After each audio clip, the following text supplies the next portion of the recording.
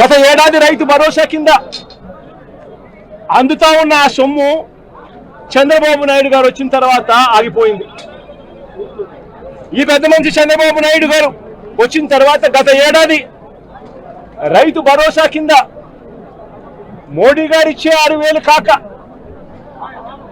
మరో 20,000 రూపాయలు రైతు భరోసా కింద ఇస్తానని చెప్పాడు ఈ పెద్ద మంచి చంద్రబాబు నాయుడు. గత సంవత్సరం రైతులకు ఇవ్వాల్సిన 20,000 రూపాయలు ఎగరగొట్టేశాడు. ఈ సంవత్సరం కూడా జూన్ 10వ తారీఖున మోడీ గారు ఇవ్వాల్సింది ఇచ్చేసింది, చంద్రబాబు నాయుడు గారు ఇవ్వాల్సింది మాత్రం ఎగరగొట్టిన పరిస్థితుల మధ్య ఈ రోజు రాష్ట్రంలో వ్యవసాయం జరుగుతూ ఉంది. రైతు పరిస్థితి అధ్వానంగా. సమయానికే సీజన్ ముగిసేలోగానే ఇన్పుట్ సబ్సిడీ ఇచ్చే సాంప్రదాయాన్ని గత ప్రభుత్వం అంటే గతంలో వైఎస్ఆర్సీపీ ప్రభుత్వ హయాంలో ఉండేది.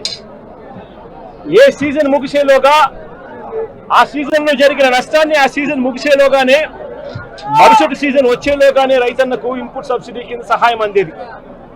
ఈరోజు ఆ ప్రక్రియను గాలికి వదిలేసిన పరిస్థితుల మధ్య ఈరోజు వ్యవసాయం జరుగుతూ ఉంది.